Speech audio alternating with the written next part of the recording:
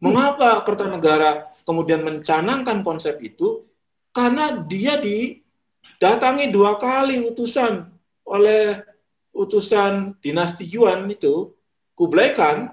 Yang pertama datang tidak dianggap oleh Kertanegara. Yang kedua datang, Kertanegara marah karena isinya meminta Jawa tiap tahun mengirimkan upeti ke Cina, ke sana.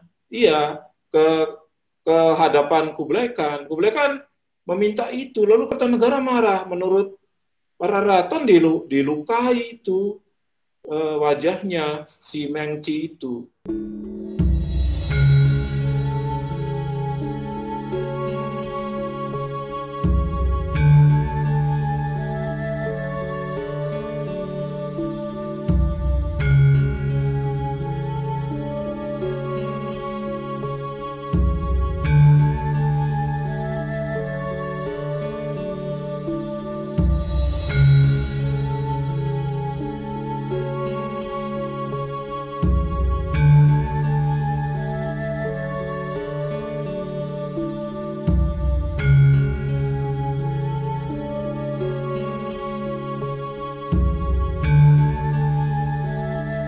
Kalau menurut saya, Gajah Mada itu tidak tiba-tiba menyatakan sumpah palapa.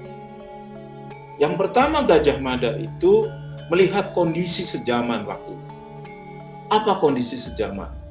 Di Asia Tenggara pada masa itu tumbuh dan berkembang banyak kerajaan-kerajaan yang seumuran dengan Majapahit.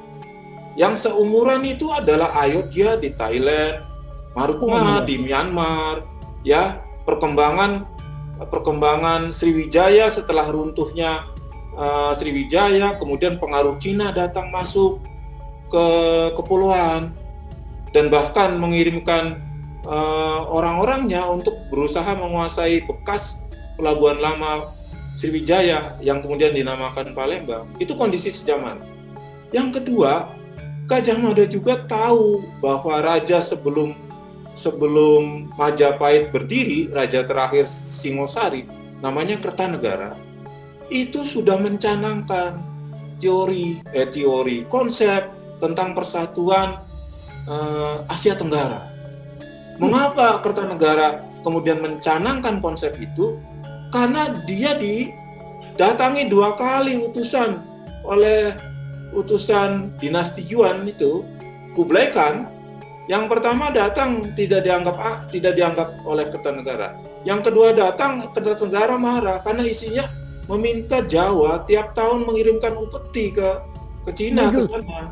Iya, ke hadapan Kublai Khan. Kublai Khan meminta itu, lalu Kertanegara marah. Menurut para raton dilukai itu.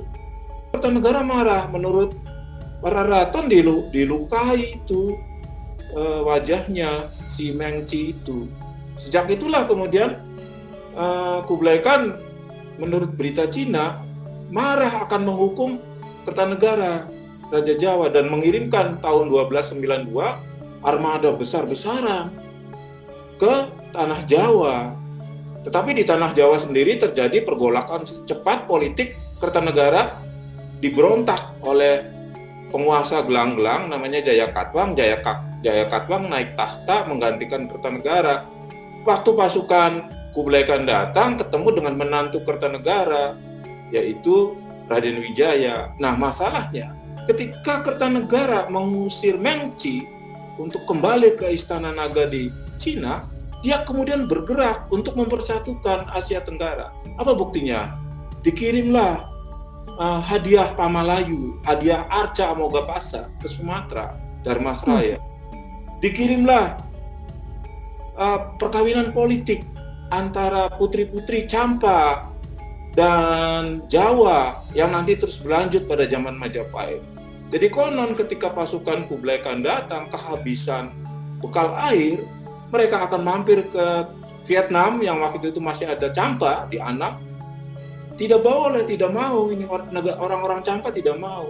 Itu yang membuat kelemahan juga armada Cina. Ketika sampai di Jawa itu tidak penuh lagi 100%. Nah, di Jawa armada Cina itu ditanya kurang lebihnya oleh Raden Wijaya, mau apa kalian? Mau menghukum Raja Jawa? Itu Raja Jawa sekarang, Jayakatwang. Padahal yang dimaksud kan Kertanegara, Kertanegaranya sudah ditewaskan oleh Jayakarta. Gajah Mada tahu tentang sumpahnya atau konsepnya Kertanegara untuk mempersatukan minimal bagian barat dari Nusantara ini. Dan Gajah Mada melanjutkan pemikiran Kertanegara tersebut karena Gajah Mada itu tahu bahwa Kertanegara adalah raja besar dari Singosari. Kalau dikatakan seperti itu ya bisa saja, walaupun waktu Gajah Mada mengucapkan Supapalapa, dia belum berpikir untuk Indonesia di masa mendatang. Yang dia pikirkan saat itu Majapahit yang megah begitu. Kemegahan Majapahit itu lalu menjadi dasar bagi kemajuan bangsa Indonesia di masa selanjutnya, ya sah-sah saja. Karena memang itu bagian dari sejarah leluhur kita. Memang terjadi di negara kita, di wilayah Kepulauan Nusantara, diucapkan oleh kita sendiri, leluhur kita, ya pantaslah. Dan tidak hanya Majapahit kan, menurut Muhammad Yamin itu negara kesatuan yang pertama kan Sriwijaya. Majapahit itu yang kedua, begitu. Apa sih arti kata palapa? Ini banyak mengundang pendapat dan banyak tulisan-tulisan yang berkenaan untuk menjawab apa sih palapa? Yang pertama mengatakan Profesor Muhammad Yamin, palapa itu artinya cuti. Artinya ya sudah berhenti dari Samono Isun Amukti Palapa. Pada waktu itulah saya merasa puas gitu, berhenti. Lalu menurut Profesor Slamet Mulyana bahwa palapa itu ya juga disamakan memperoleh kesenangan. Lalu Profesor Zoetmulder mengatakan palapa itu adalah suatu rasa yang bahagia yang berkesinambungan. Jadi kaitannya dari kata alap itu suatu suasana yang berbahagia yang berkesinambungan yang mungkin menjadi bekal untuk Gajah Mada mencapai moksa. Apa sebenarnya kata palapa? Masih banyak pendapat. Ada yang mengatakan itu kelapa gitu ya, buah Samono Isun Amukti Palapa. Pada saat itulah saya tidak akan lagi makan buah kelapa, atau ada yang bilang pala, katanya buah pala.